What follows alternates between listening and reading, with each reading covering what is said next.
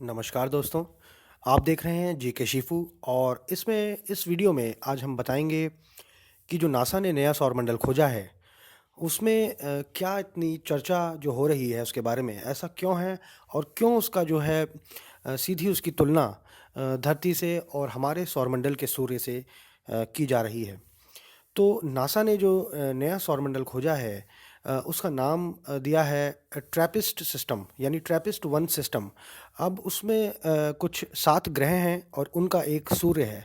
हम जानते हैं कि जो ग्रह होते हैं वो गुरुत्वाकर्षण की वजह से यानी ग्रेविटेशनल पुल की वजह से अपने सूर्य यानी सन के अराउंड जो प्लैनेट्स हैं वो रिवॉल्व करते हैं, यानी सूर्य के चारों ओर प्लैनेट्स घूमते हैं, ग्रह जो हैं वो घूमते हैं। तो इसमें ये बताया जा रहा है कि जो इसका सूर्य है वो लगभग लगभग हमारे सौरमंडल के सूर्य से आधा जो है उसका टेम्परेचर है, उसका जो तापमान है वो लगभग लगभग 2300 डिग्री सेल्सियस बताया जा रहा है। तो जो हमारे सौरमंडल का सूर्य है उसका तापमान लगभग 5600 डिग्री सेल्सियस है। साइंटिस्ट यानी वैज्ञानिक ऐसा मानते हैं कि किसी भी सौरमंडल में जीवन की संभावना को पनपने के लिए लगभग लगभग ग्रह की दूरी जो उस सौरमंडल के सूर्य से ग्रह की दूरी वो लगभग लगभग 15 करोड़ से 35 करोड़ किलोमीटर के बीच में होनी चाहिए, जो कि धरती धरती यानी कि हमारी पृथ्वी के लिए बिल्कुल सही बात है। हमारी पृथ्वी लगभग सूर्य से 15 करोड़ किलोमीटर की दूरी पे है। ये 3 जो ग्रह इस इमेज में आप देख रहे हैं इस समय, डी, ई और एफ, ये तीनों उसी रेंज में यानी उसी 15 करोड़ किलोमीटर से 35 करोड़ किलोमीटर वाली रेंज में लाई करते हैं, उसी में मौजूद हैं। ये अपने सौरमंडल के सूर्य यानी ट्रैपिस्ट वन से लगभग 15 करोड़ किलोमीटर से 35 करोड़ किलोमीटर के बीच में हैं। और इन तीनों जो प्लैनेट्स हैं, इन तीनों ग्रहों पे जीवन की संभावनाओं के आकलन जो है वो वैज्ञानिक कर रहे हैं। अब ऐसा क्यों है और क्यों ऐसी जीवन की संभावनाएं इन ग्रहों पर देखी जा रही हैं? ऐसा इस वजह से है कि जो इनका सूर्य है, जो सौरमंडल ट्रैपिस्ट वन सिस्टम है, उसका जो ट्रैपिस्ट वन जो उसका सूर्य है उसका जो तापमान है वो हमारे सूर्य से आधा होने की वजह से लगभग 2300 डिग्री सेल्सियस उसका तापमान है। वो उस ट्रैपिस्ट वन के 2300 डिग्री सेल्सियस तापमान होने की वजह से हम ऐसा वैज्ञानिक सोच रहे हैं कि इन तीनों ग्रहों पे डी, ई और एफ पे पानी की संभावना है। और अगर पानी यहाँ पर है और कुछ रॉकी माउंटेन्स यानी कुछ पहाड़ वगैरह मौजूद हैं, उसकी वजह से जीवन की कल्पना इन तीनों ग्रहों पे की जा सकती है। इनका जो आकार है वो जीवन की उत्पत्ति के लिए बिल्कुल अनुकूल है और इसी वजह से ऐसा वैज्ञानिक मान रहे हैं। वो मान रहे हैं कि डी, ई और एफ में जो है जीवन की संभावना है और कुछ पानी के में रहने वाले कुछ जीव जंतु ज़रूर वहाँ पर मौजूद होंगे। इसमें सबसे ज़्यादा जो आकलन किया जा रहा है वो ट्रैपिस्ट वन एफ सिस्टम के लिए किया जा रहा है, यानी ट्रैपिस्ट वन सिस्टम का जो एफ प्लैनेट है वो लगभग लगभग पृथ्वी के आकार का है।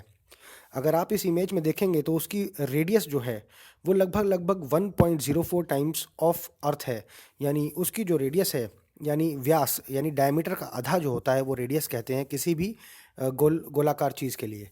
तो रेडियस जो है वो लगभग धरती से आधा है, रेडियस जो है वो लगभग धरती के बराबर है। और जो उसका मास है यानी कि जो उसका वज़न है वो लगभग लगभग 2/3 है हमारी पृथ्वी के वज़न के। इस वजह से काफ़ी समानता हो जाती है उसके एफ जो ग्रह है ट्रैपिस्ट वन सिस्टम का एफ ग्रह और हमारी पृथ्वी अर्थ में।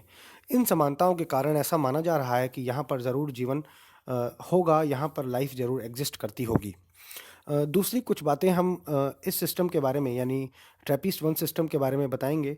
ट्रैपिस्ट वन सिस्टम का जो स्टार है यानी जो उसका सन है, सूर्य है, उस सूर्य का जो कंपैरिजन है, जो उसकी तुलना है हमारे सौरमंडल के सूर्य के साथ हम करना चाहते हैं। उसमें अगर आप देखेंगे जो मास है उसका यानी कि जो उसका वज़न है ट्रैपिस्ट वन सूर्य का वो लगभग 1/10 हमारे सूर्य के वजन से 1/10 है। यानी उसके मुकाबले हमारे सूर्य के मुकाबले वो काफ़ी छोटा है।